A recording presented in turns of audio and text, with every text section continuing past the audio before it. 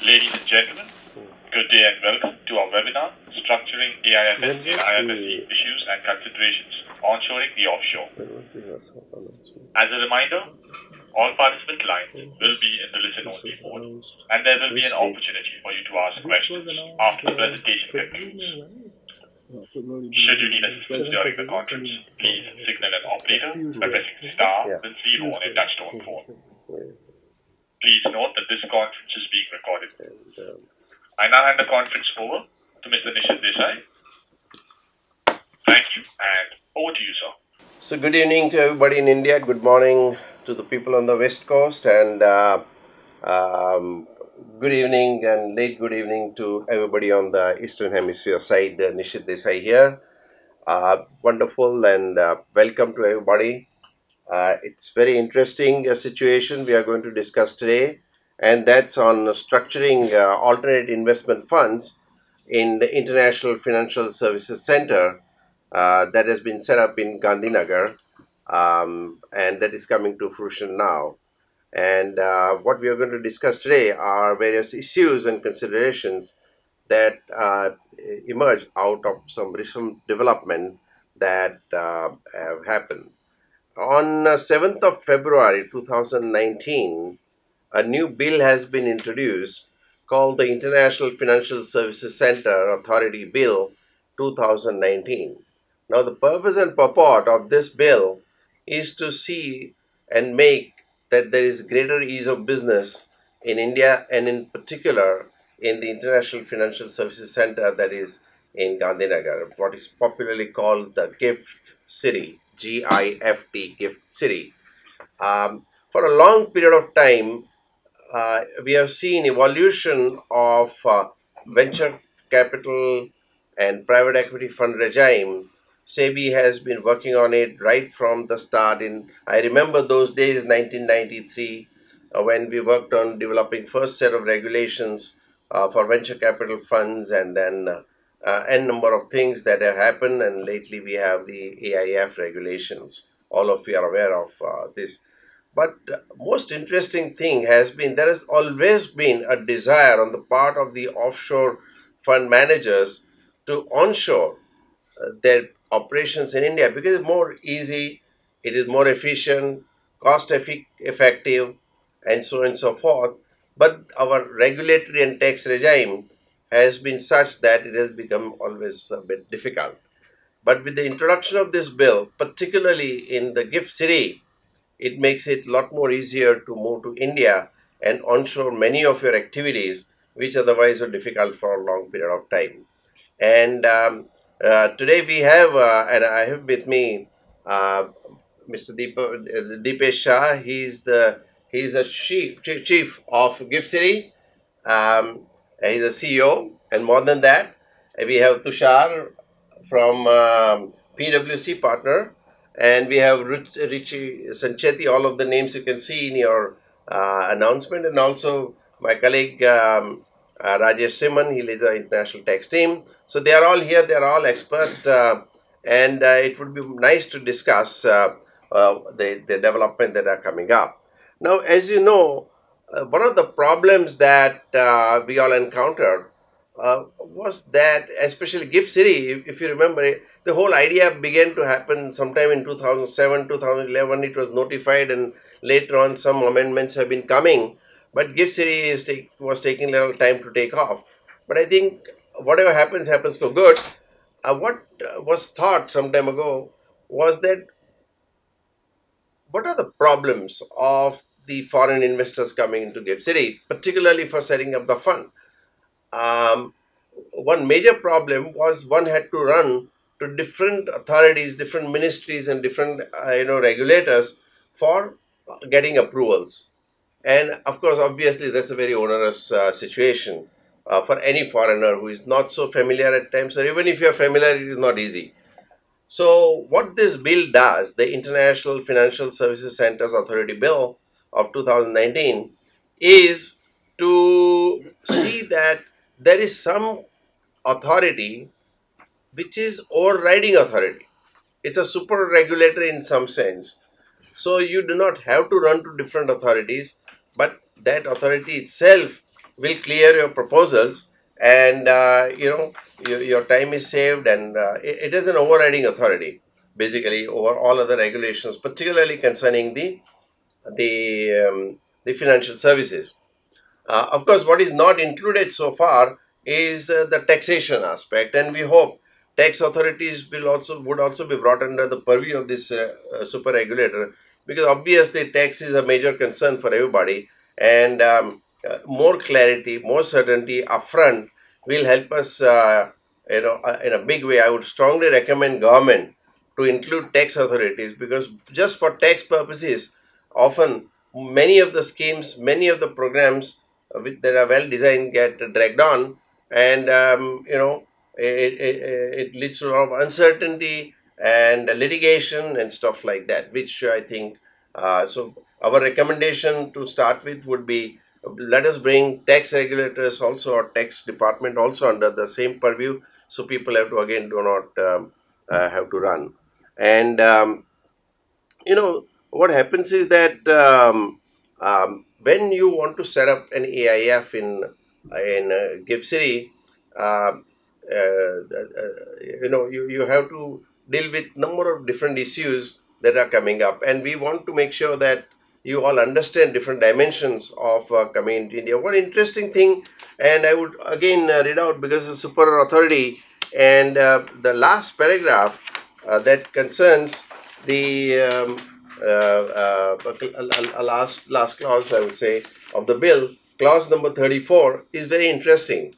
This clause provides for savings. It provides that all rules and regulations purporting to have been made, or all notifications issued or purporting to have been issued under Central Act relating to the financial products, financial services, financial institutions, as the case may be, shall, insofar as they relate to the matters for which provision is made in this Act, or rules or regulations made or notification issued thereunder are not inconsistent therewith, be deemed to have been made or issued under this Act, as if the Act had been in force on the date on which such rules were made or notifications were issued, and shall continue to be in force unless and until they are superseded by any rule or regulations made or notification. So this has been, I think, given kind of a statutory effect rather than administrative provision which can be tampered with. I think this brings a lot more certainty and I would say even positivity in the environment in which I think we want this GIFT City to flourish and flower. No doubt about it, just as Mauritius has done, many other countries have done. Idea is to have a good, clean, nice system which is open, transparent, and yet user-friendly. I think this is the essence of this whole development that has happened. And let us now discuss as to how to bring the offshore structures that you have been putting in place so far, to bring them onshore. And may I request Deepesh Shah to address us to start with, and let me ask him a very first question as to how has been the response for AIFs to be set up in GIFT City pursuant to the November 2018 circular. So I think what we are trying to figure out, how is the response coming up? In fact, today's webinar, a short notice, we have hundreds of people coming up, and that's wonderful on the webinar. So it shows that people do really want to move to India. But how do you see, at least in your own way, what are you hearing, what are you seeing? Because you are on the ground. Sure. And thank you for coming over. Thank you, Nishith Bhai. I think it's a very appropriate title which you've given for today's webinar, Onshoring the Offshore. We all have been involved into various exercises, and I think participants on the call and the consultants in general over a period of time has been involved in the exercise what is called how to offshore the onshore. And this is the first time that similar type of arrangements been ensured to see how we can bring back businesses to India, which for various multiple reasons, whether it was regulatory or taxation or otherwise, could have been easily got shifted outside India.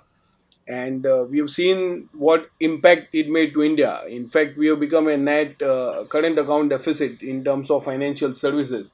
So we are a net importer of financial services, then we are a net exporter, which was, I think the government of India was well aware of this particular issue, which was going on for quite some time. There has been 104, in fact, the financial centers globally, and we were surprised when GIFT got started.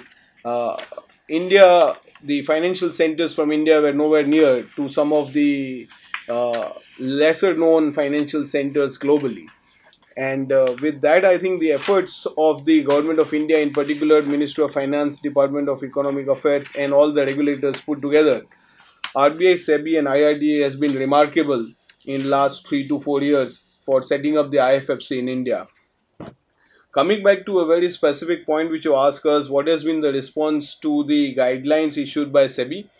I think first and foremost, we must give credit to the regulator that they did visualize that the lot of structures, efficient structures for India, have gone out of India to manage India business and India funds. So they were well aware of the situation which was prevailing in India, that India generated lots of demand, but very efficient structures got created outside India to do India business. And this was a response from the regulators and from the government that on a similar line, we should allow GIFT, which is notified as an International Financial Services Center, should have a similar approach towards setting up the funds and bringing in the businesses which have gone outside. With the attempt of November 2018 has been an exercise which was done with the regulator for almost a year, and we are happy to see that the guidelines now clearly gives in black and white as to how a fund manager, and the related businesses can be set up in the International Financial Services Center. Post November 2018, we have received 10 applications from different funds to set up their alternate investment funds in GIFT City. We have been working with the government on an ongoing basis. It's on after the November 2018 guidelines, there were series of other clarifications required. As you know, in India, the regulations never give answer from one clarification. You have to get the multiple clarifications in order to get the business going. And we have got various clarifications from the Ministry of Commerce, RBI, and we are in process of getting few more from the Central Board of Direct Taxes. So in all, I think what I can say right now is we have 10 applications on hand. We have people who have already started structuring their funds, and I'm happy to see Tushar here on the call, where he is involved in some of these funds which are getting incorporated. So I will leave it to him to give more details on which funds and how they have been incorporated. But I must say the response has been very positive. There has been lots of exercise done by consultants too with GIFT now, and we are seeing people generating small booklets of how to do business in GIFT for AIF, which is again a good sign to see, because we used to see how to incorporate fund in Singapore and how to incorporate fund in Mauritius in the offices of all the consultants, but we never found a booklet on how to incorporate fund in India. I think we are very happy to see that with this exercise, a lot of people are interested, and the business is really becoming more and more focused to come to India for developing the structures rather than going outside India, incurring heavy cost, and doing it more efficiently from GIFT platform. So thank you very much, Dipesh Bhai. And Tushar Sachdea, if you know, he's partner with PwC and has quite a bit of experience. We all have been working, on Mauritius and Singapore and one time Cyprus and all those kind of jurisdictions and all the complex tax issues. But I would like you to just talk about what are the practical considerations, especially from a tax perspective, for AIFs and FPIs to be set up in IFSC, that's GIFT City.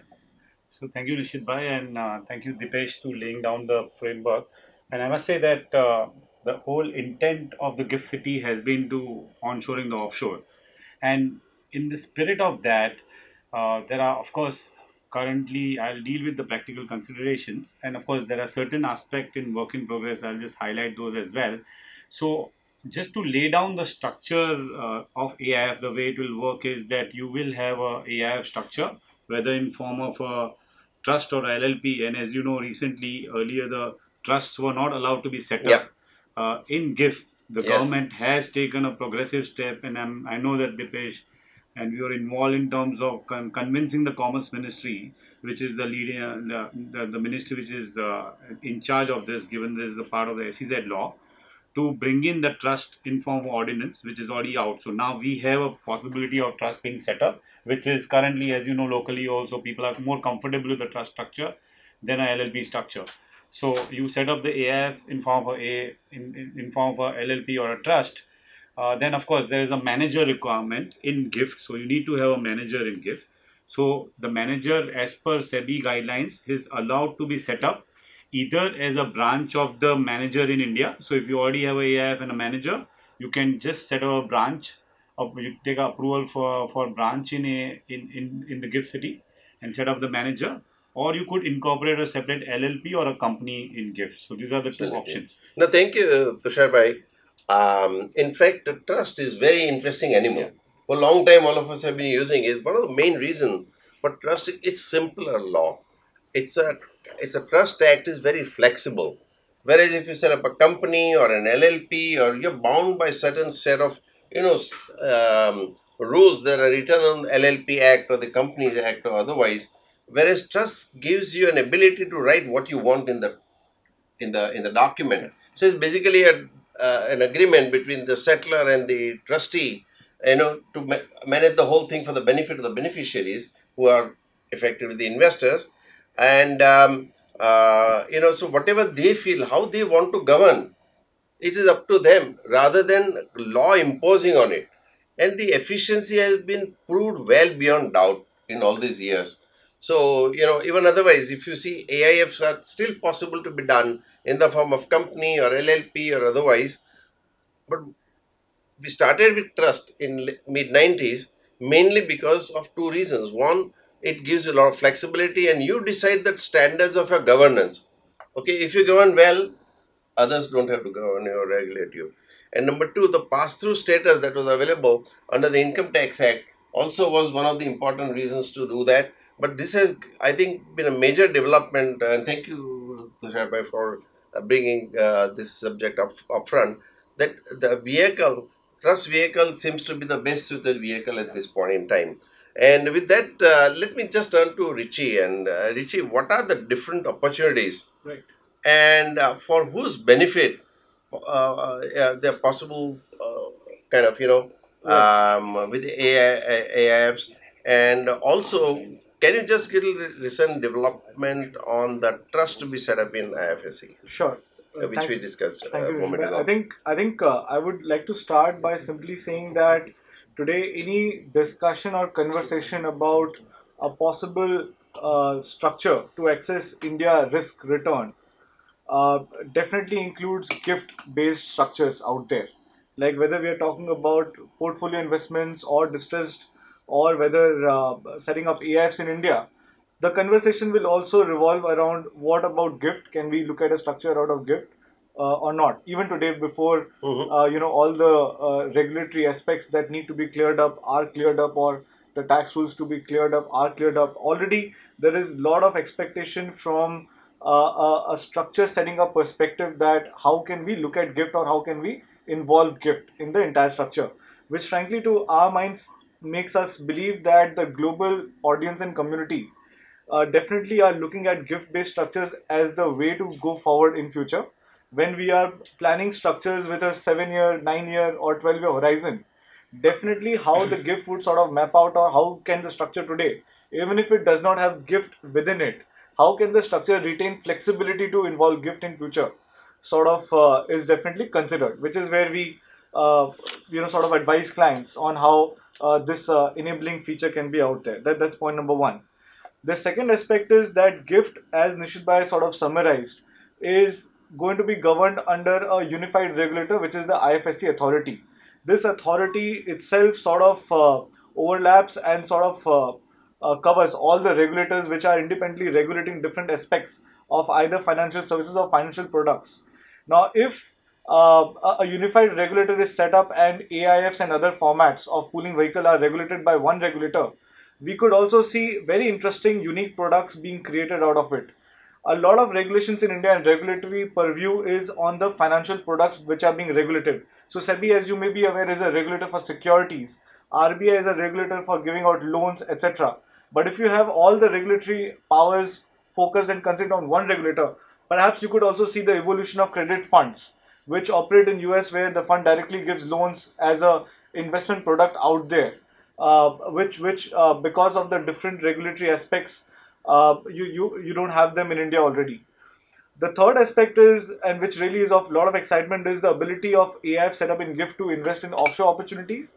Today, AIFs in India are, sort of capped at 25% of the corpus. Category 1 and 2 can only invest, and that too with a very sizable and significant India connection for those offshore opportunities. Whereas it is already a stated policy that AIFs set up in GIFT are not bound by these capped provisions.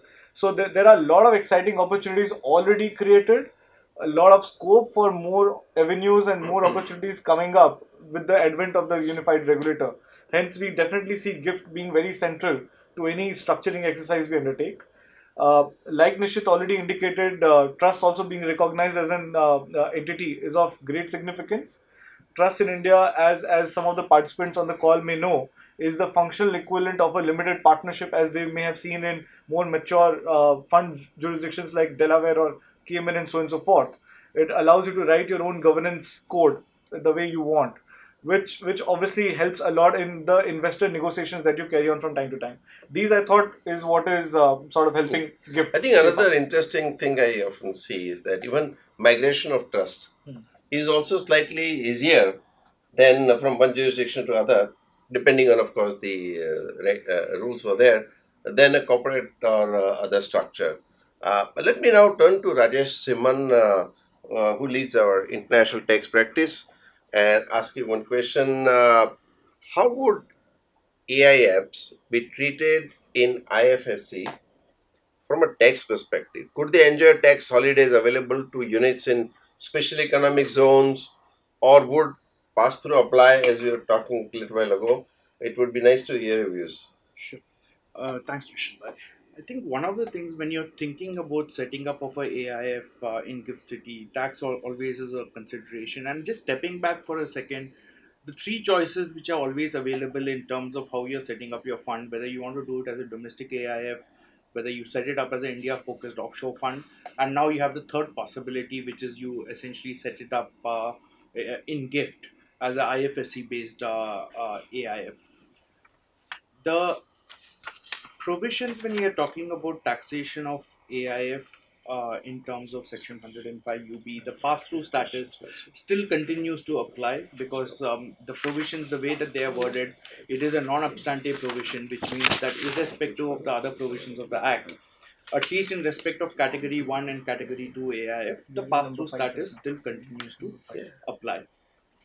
It gets a bit more interesting when it comes to category 3 AIF, because one of the things which is also there is that if you're looking at it as a category 3 AIF, effectively you're trading in the stock market. To that extent, you're classified as a FPI entity for the purposes of setting up in GIFT. And once you do that, then the question really comes in as to whether the specific provisions in respect of units set up in IFSC, because there is a tax holiday in respect of income which is earned by units which are set up in IFSC. So you have a 5-year tax holiday, plus you have a 50% tax holiday for the next 5 years. But the question which always arises is that how do you deal with one enabling provision which is there in the Income Tax Act, which talks about exemption as far as units set up in IFSC, and on the other hand you have specific provisions which also talk about either providing a pass-through treatment under 115 UB, or in terms of category 3 AIF, you're effectively trading in the market, you're treated on par with a foreign portfolio investor. And as far as FPIs are concerned, there is already a scheme of taxation as far as FPIs are concerned. And at least what we've been given to understand is that they will not necessarily go under the unit-based taxation for IFSC, but they're going to look, the tax authorities are probably going to look at them in respect of treating them more akin to FPI entities and going under the FPI taxation, even as far as category 3 is concerned. I think, and let me just move into Tushar also, and I think Tushar, I think two questions, right? One is that in terms of, is there really any arbitrage in that sense now when you think about it between a domestic AIF versus setting it up in IFSC? And probably the other aspect also to consider is to think about it from a manager standpoint, how it impacts the manager. Yeah, so I think we should rather, Rajesh, you should compare the offshore fund versus AIF and GIFT, because we're talking about onshoring or offshore. So in a sense, yeah, to an extent, I think there is no arbitrage vis-a-vis the investor is concerned, because of the fact that you need to take a FPI license if you register, you want to invest in public market, and the fact that the tax law in India does have a specific tax regime for FPI, and the tax exemption which is available, which is 5 years tax exemption for first 5 years and then 50%, would probably be more relevant from the manager's perspective. And given that tax exemption is applicable to business income, and given that for the FPI it is clearly stated law that the nature of income will always be capital gain based on the reading of section 2. I think what would be interesting is what Richie pointed out, that if there are distressed funds which are based out of AIFs, which are investing out of GIFT, and if they are investing in, say, security receipts, then while in India we have an issue that security receipts, because of the pass-through status of the ARC trust itself, the nature of income flows through as a business income into the hands of AIF, and we are worried that the AIF is taxed on the business income. But if that same AIF is based in GIFT, then because it is a business income, even while it is a FPI, you may have a situation where you could have exemption without relying on a tax treaty. Today, if you're setting up the similar structure from offshore, you are relying tax exemption given in the treaty based on saying the treaty is applicable. Now with GAR in play, what happens to the tax treaty claims which are based out of Luxembourg with their SPV structures, and there may be challenges. But if you have GIFT with the specific exemption in the domestic tax law, it probably be a much robust structure. So I think that's where we should look at in terms of exemption. Of course, on a debt fund it may not work, but from a distressed fund it probably could work as a solution. Yeah, and it's actually very interesting. Sorry, just before I go into Nishith Bhai, but it's actually very interesting because especially in today's market, what we are actually seeing is that there is a lot of investor interest which is coming into, whether we look at it, distressed funds on security receipts. We've seen PTC structures also coming in, which is more the classical collateralized debt obligations, which are standard structures in US and many other jurisdictions. Whereas in India, that's a market which is not really taken off when it comes to foreign investors. We are starting to see some degree of traction where we are seeing actually foreign investor interest even coming into PTCs apart from security receipts. But that's actually a very interesting market because that's an undeveloped sort of untapped market, but we are seeing a lot of investor interest coming in. And you're absolutely right. The whole issue around the ambiguity around taxation of security receipts or even PTCs, I think the GIFT model actually provides a lot more clarity, which today, at least for foreign investors, they don't really have it on security receipt structures. Just before I hand over to you, just 2 minutes, I just complete the. So, first is, I think the category 3 taxation in India is a nightmare today, right? With the trust taxation, with the MMR taxation, or double taxation. Correct. At least you get that clarity in GIFT because you have a FPI taxation which gives you clarity it is capital gain. So it cannot be taxed as a business income or MMR. Second thing I wanted to point out is there is a GST exemption. So there is no levy of GST. Yeah. And the third is the manager always gets a tax exemption which is 5 plus 5, 5 plus 0 and 50. Yeah. So I think there are benefits of setting up.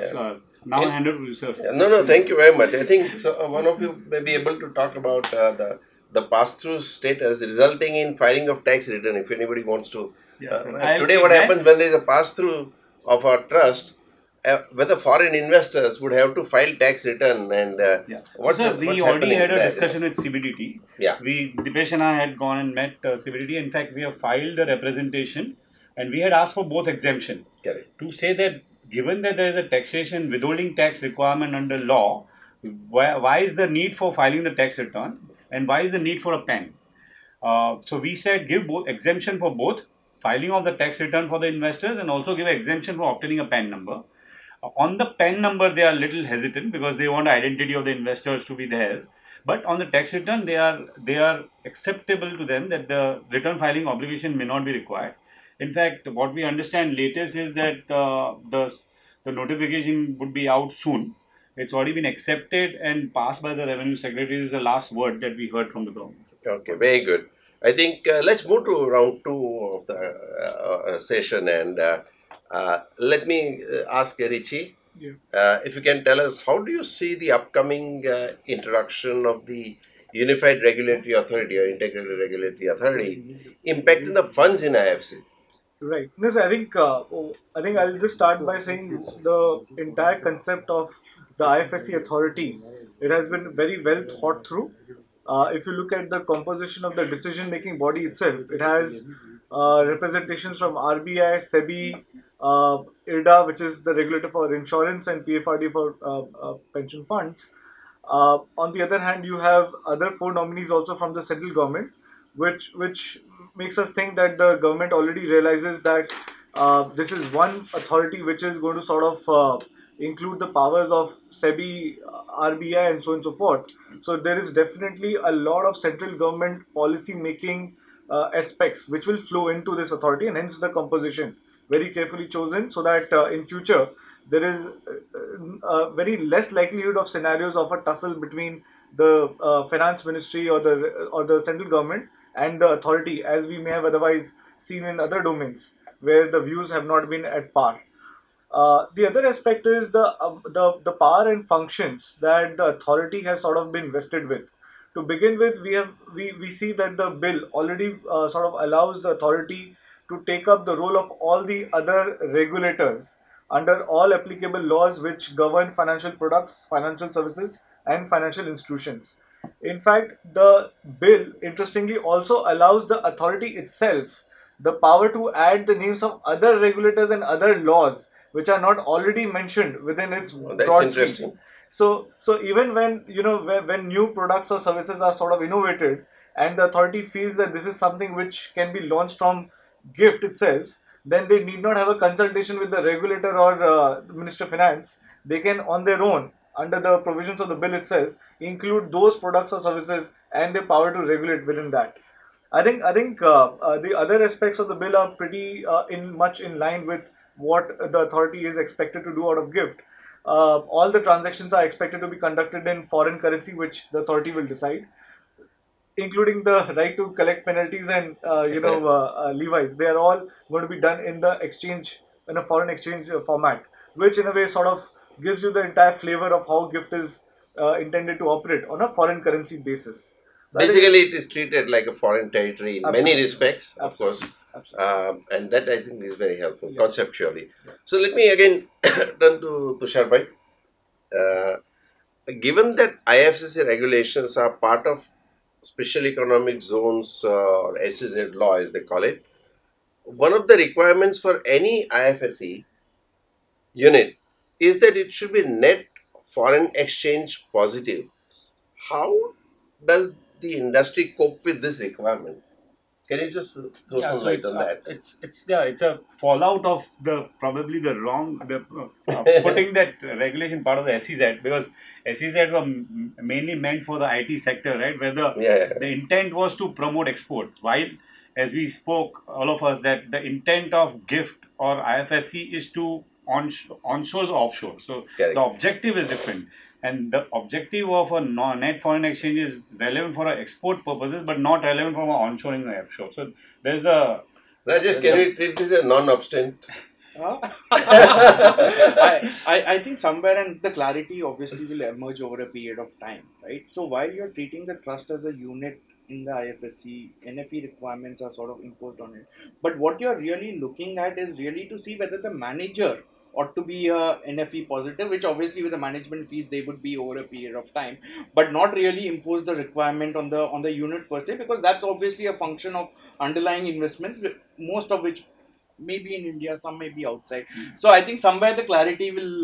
So I think trust the government. I would say even more so we to the integrated regulatory authority that can give a clarification. So sir, we already had a discussion with Commerce Ministry. So a lot of work has already happened on that. And the proposal that we've given them, so currently they are ready to work with the kind of, if I call it a solution, where what they say is that we will not treat the management expenses as a part of the expense of the fund.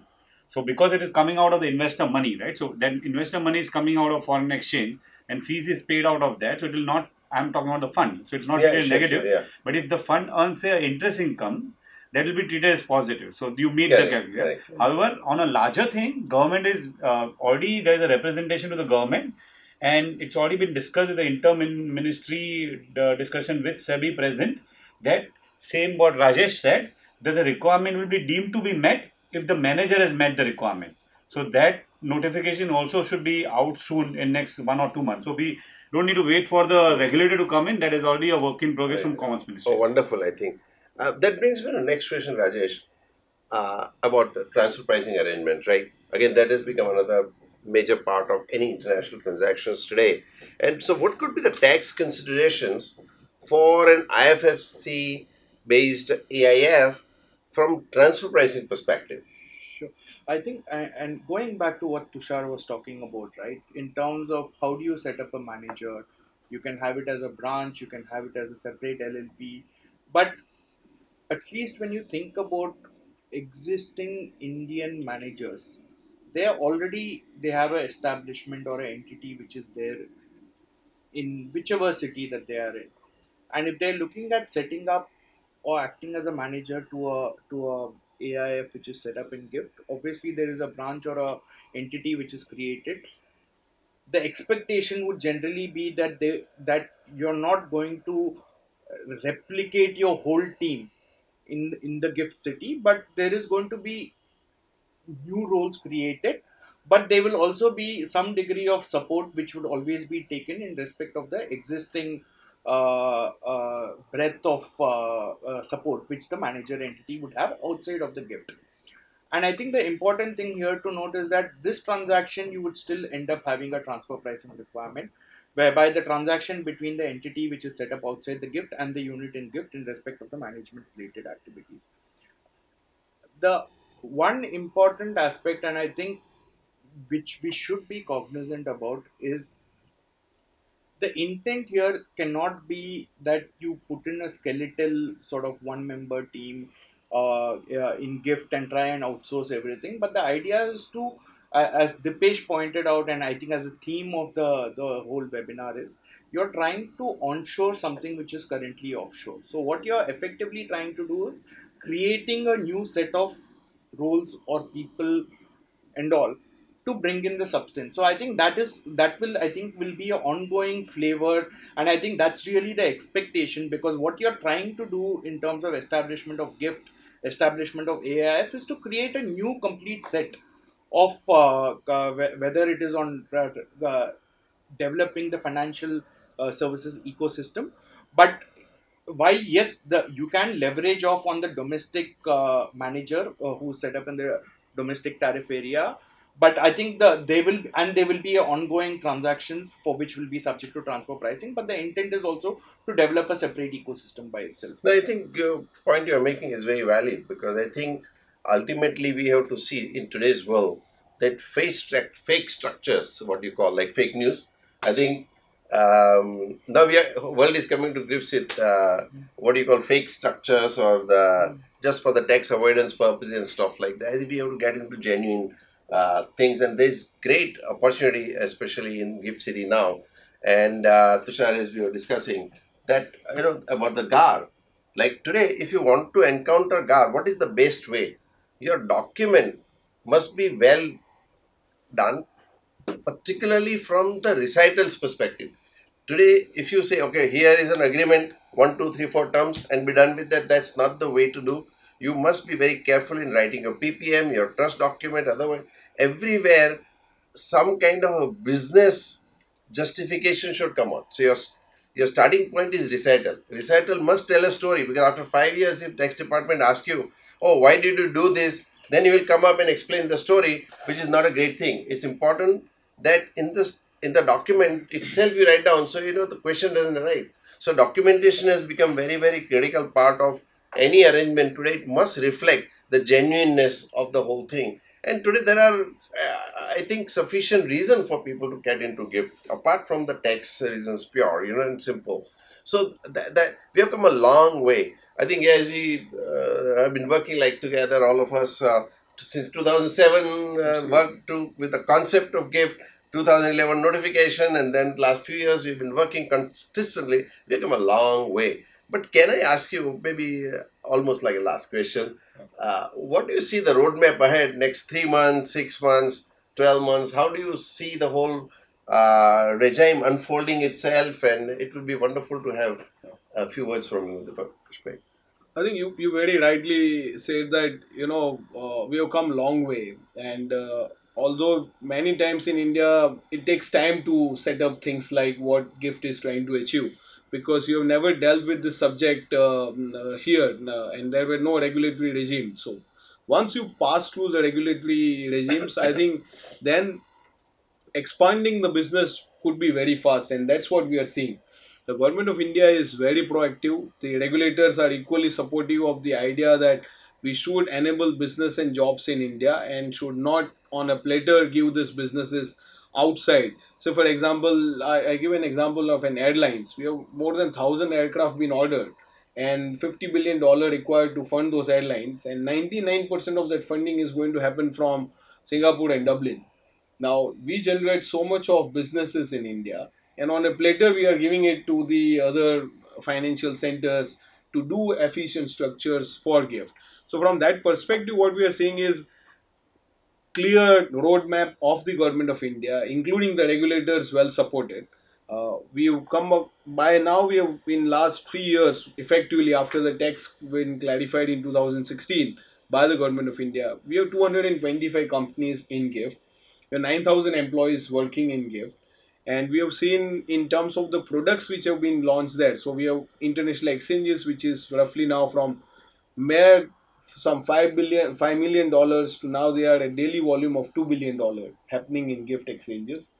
We've been able to bring back 87% of the volume of the gold derivatives from other financial centers to gift now. Just for one product which was 100% traded outside India, 87% of that volume now happens in gift. And we've been giving a serious thoughts to markets in Singapore, where Singapore Stock Exchange is in dialogue with the National Stock Exchange as to how to collaborate for gift for the Nifty products. So I think in all the collaboration between the financial centers, keeping the financial markets of gift in center seems to be the way forward for many businesses to grow. And that's the way the government of India and the regulators are trying to enable this.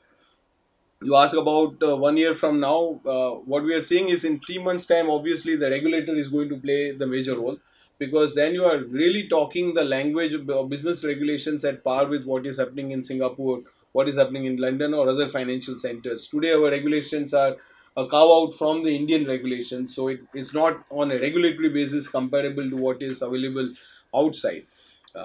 With that regulatory regime in place, we foresee that if the AIFSC Dubai can have say 12,000 companies and number of employees working there in last 10 years on all offshore demand, with so large hinterland demand that India has, the GIFT can easily touch 1,000 plus companies going forward. It can easily bring in an employment of 50,000 people in the city, and it can substantially do a large-scale international financial services business, which is currently not happening from India. So I think from the roadmap perspective, we are very confident the way the government of India is working on this. GIFT is very hungry for business, and it is going to go all out. And it has been doing that for last 4 years, that we've been not keeping any stone undone, and we've been going after all the businesses, all the regulators, and allow us to become a global financial hub in coming 3 to 5 years. Of course, soon, wonderful, I think, exposition. Very soon we'll open up to questions. But let me conclude by saying that I think India has a culture of starting slow and moving fast. if you see Indian classical raga, it's exactly always the same saga in India. That you start very slow. You really need patience to start and take it off. But once it reaches the peak, I think there's no better music or raga that in the world you will see as, you know, evolving at the end, and it's such a great thing. It's and I'm sure it will, you know, it will flower the same way as our classical way of doing things. I'm sure we have come a long way. Let me open up this forum to the questions now from the audience, and feel free to tell us, tell your name and introduce yourself, but ask a question and don't make it too long a speech if you have any comment. So maybe let's start on that. Thank you. Sure, thank you very much. We will now begin with the question and answer session. Anyone who wishes to ask questions may press star and 1 on their touchtone telephone. If you wish to remove yourself from the question queue, you may press star and 2. Participants are requested to use handsets while asking questions. Ladies and gentlemen, we will wait for a moment while the question queue assembles.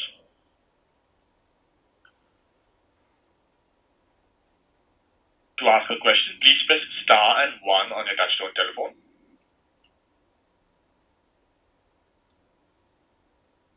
The first question is from the line of Madhavi Gupta from Loomis Partners. Yeah. Hi everyone. So basically I heard the conversation and thank you so much for providing this clarity. I want to ask a specific question. Suppose I have an AIF in Delhi. So can I take up a set of a branch in the gift city? And if I do so, how big that branch has to be in terms of size and the roles and responsibilities? So I think here is Rajesh responding to so your break question. it down into two parts, right?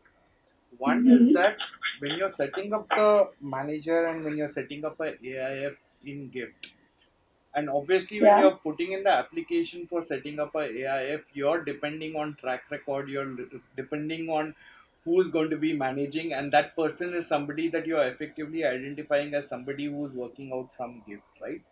So let's take that as the basic, the first parameter, right?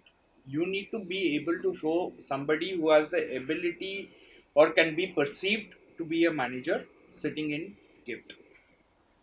Is there a requirement that everything has to be in gift, or and it has to be completely isolated from, let's say, the manager actually sitting in Delhi? The answer is no.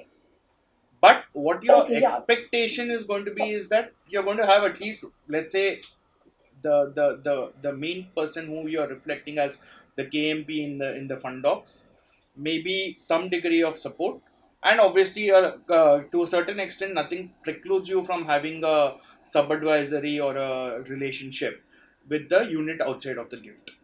One art would be, Tushar, you can also reflect on this. Maybe whether we have to be very careful about the reconstitution, reorganizing existing business, moving from domestic area to the SEZ area. You know, the classic thing. That's like software companies which are operating in domestic tariff area. If you just simply move that, there could be certain issues. So those are the things that will have to be sorted out. Maybe Tushar, you might want to reflect on that. That's correct, and absolutely, you hit the nail on the head. The point is that there has to be a substance, as Rajesh also and Nishith Bhai pointed out, that you need to, first of all, the AIF regulation require that there should be a person who has a 5 years plus experience in fund management to be a part of the manager. So if there is a branch being set up of an existing manager, you will have to still hire a person who is going to be the domestic manager of, the manager which is set up in GIFT, to become the manager to the fund being set up in GIFT. And of course, given that the fund would be a new fund, I don't think so you can move the existing fund into the GIFT. It will have to be a new capital being raised from the offshore investor. So I think reorganization issue we may not face, given that we require one person of 5 year experience to be hired at the GIFT, even if it is a branch structure, and also that the fund is going to be new money which has been raised from the offshore investor. Right. Can I alter my question a little bit? Yeah. So basically, if I set up a new AIF in the gift city, can it be like this, that I can have a kind of a place there where I have an office there, but all the activities are happening from a place which is not in the gift city? I think if you ask me in today's day and age, that's I don't think that will work, to be very honest. Okay.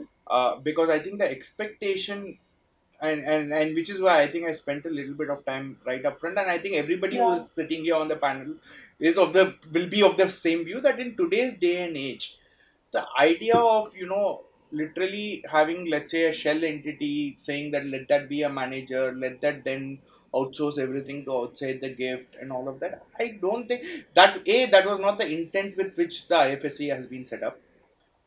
B, I think the degree of questioning or challenge to the structure will greatly increase, because Okay. what is the objective behind, let's say, getting in these regulations? You're saying that, listen, I want to move away from structures where there Mhm. was really no substance that was attached to it, and try and onshore things, because most situations where you have India based fund managers, you're trying to ensure that, okay, what they are doing is in line with the actual substance in all forms and manner. So I think setting up a shell entity, everything being outsourced outside to gift, at least in today's day and age, to my mind at least, I don't think it really works. I don't know, Tushar, Yeah, if you and have a I think there's no advantage as well, right? Because if you, given that the transfer pricing regulation will apply because of the, given that there's a transaction between the domestic tariff area and a Gift. IFSC unit, if you are not putting substance, you will not be able to book profits in that entity. And Substantial. if you are not able to Yeah. book the profits in that entity, there is no benefit, because the benefit of tax exemption is only if you have the profits, right? And for that profit, and because of the transfer pricing regulation, you will have to create substance. And as you can Yeah. see, Gift City has been carved out to create some activity, to create employment, to have, it is just not to shift and put one person there and rest of the thing outside. That's not the intention. And that is why it's more of offshoring the onshore than onshoring the onshore or onshoring the offshore per se. That's why we need to understand those things. But within all this constraint, this theory of constraint. So they're always constraint. Within the theory of constraint, also you can plan, organize in a way that you can begin some activity in Gift City and still benefit substantially. Of course, we have to be judgmental, and that is why I say that there will be genuine situations where something could be done outside, something will be done inside. How do you look at the profits and what kind of profit you will tax or not tax? And that's why we want tax authorities to also come into the unified regulatory authority. And so otherwise, we'll continue to have so many questions. And even if genuine structures, I think we want to make sure genuine structures are fully protected. And that's the objective. So thank you very much for your question. Maybe have next Thank question. you so much.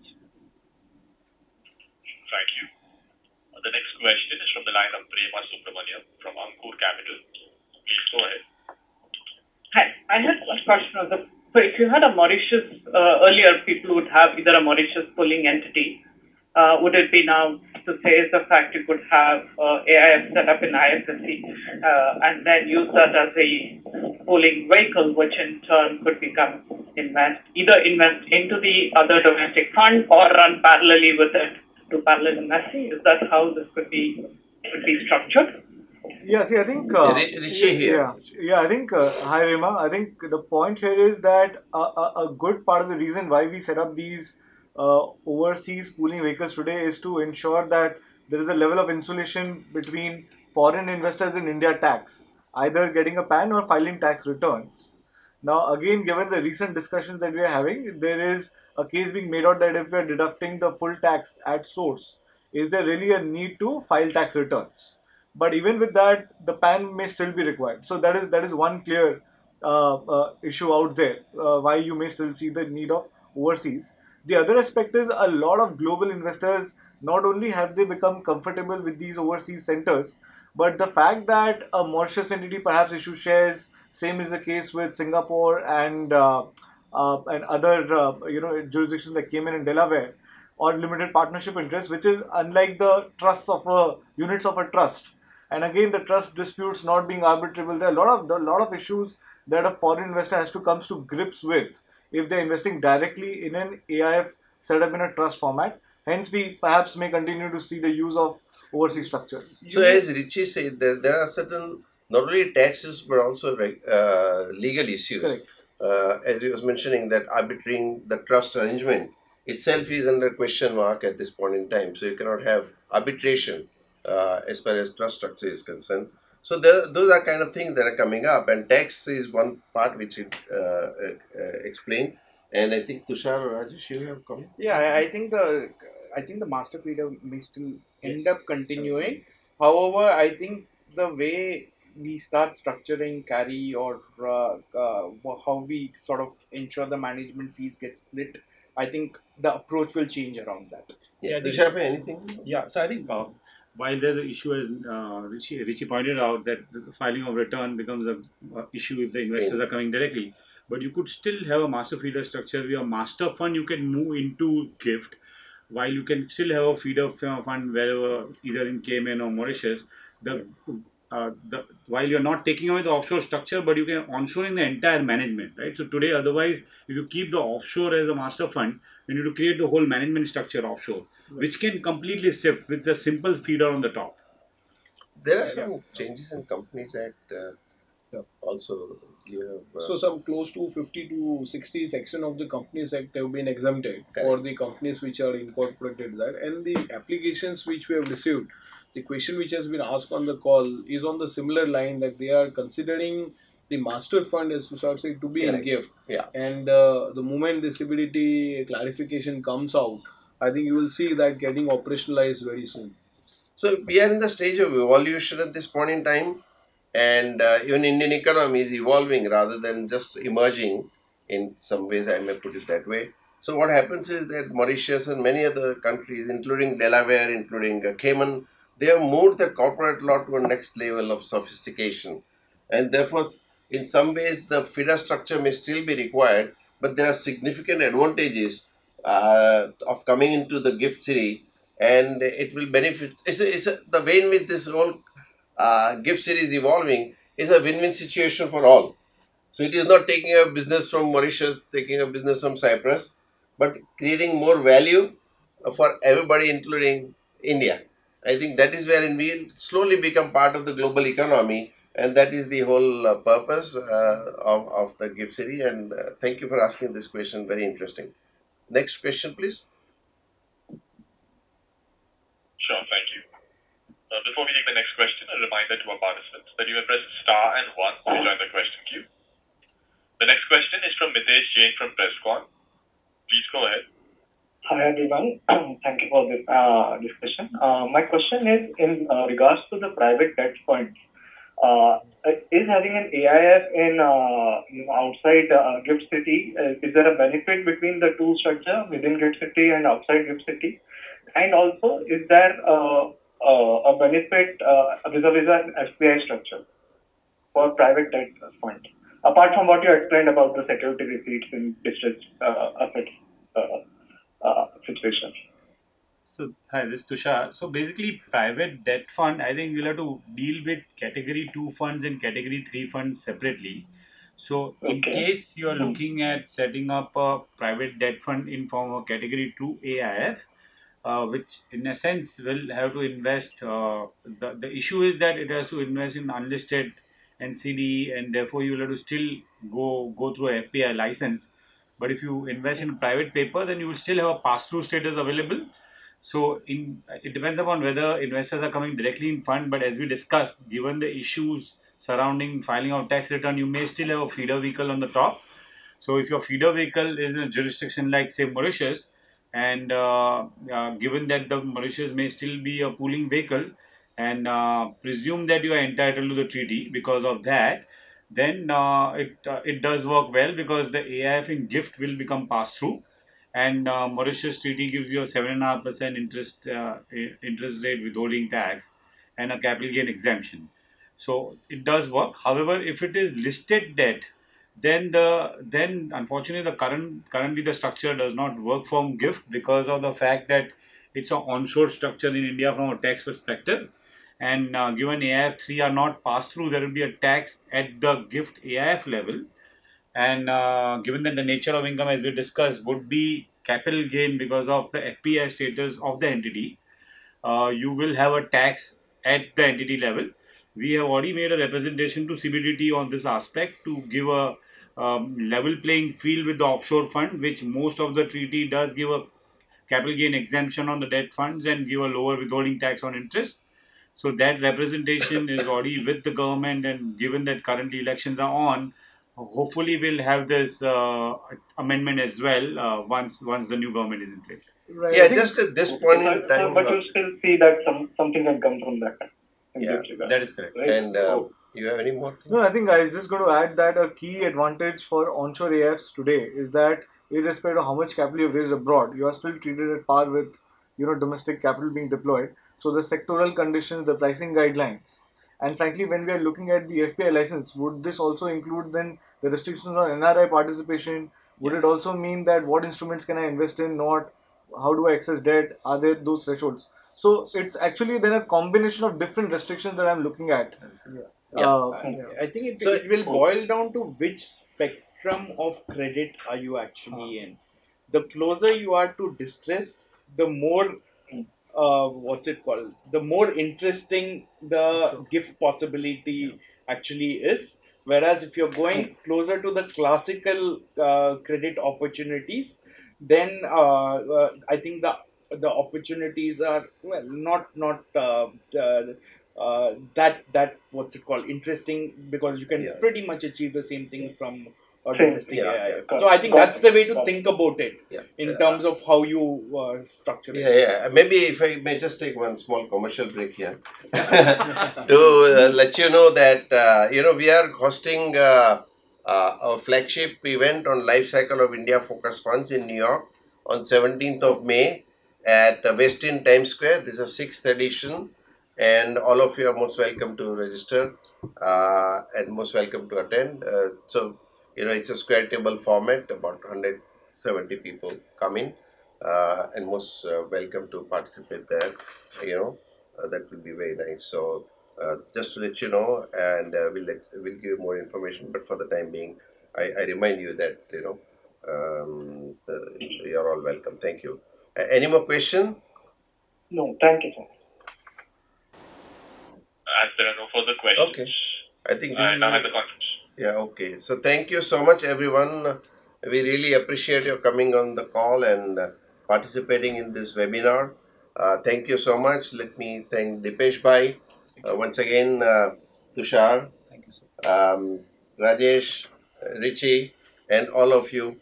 I think together, it was a wonderful time. We'll be putting our whole webinar on Nishith.tv in 3 to 4 days' time. So in case if any of your colleagues or anybody missed out, they'll be able to watch the proceedings. And if you have any more questions, feel free to write to us. We'll be delighted to, together respond as soon as possible. So thank you so much. Have a good evening. Enjoy your time. Thank you. Thank you.